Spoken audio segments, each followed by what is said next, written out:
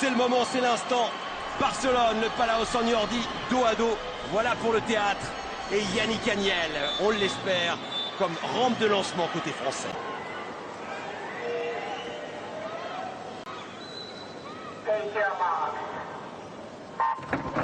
La grande finale du 4x100 messieurs, les Français champions olympiques, mais attention, les pauvres sont lâchés pour cette course de folie. Oui, et Nathan Adrien qui prend la tête. Le champion olympique qui ne laisse à personne le soin de prendre les devants dans cette course, Nathan Adrien. Regardez une demi-longueur d'avance avec également James Magnusson qui est 10e derrière. Oh là là, 22-31 au pied au virage avec également côté français et bien une 6e place pour Yannick Agnel qui va devoir s'accrocher. Il faut qu'il passe le relais quand même en 4e, pas plus loin. Parce que sinon, ça va être dur parce qu'il n'arrivera pas à rattraper. Ça va vite, très vite. Oh là là, 4 garçons sous les 48 secondes.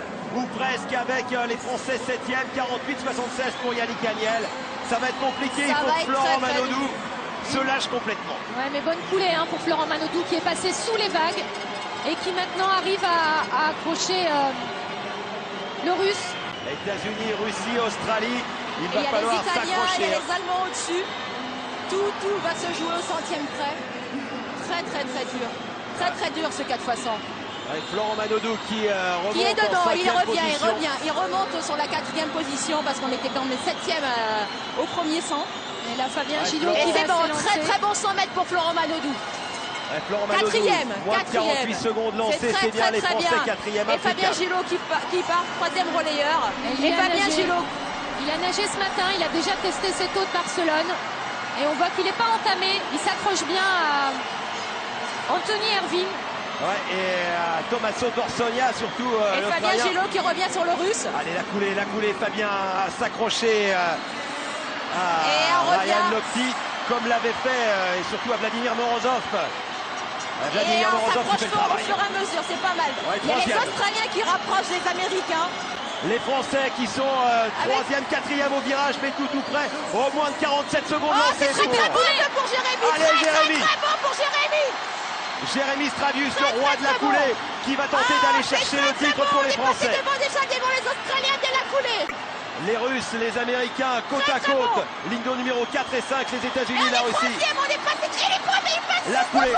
Il repasse juste devant. Et Jérémy Stravius, le nageur danien qui est en train de revenir. La France qui va peut-être aller chercher le seul titre qui lui manque.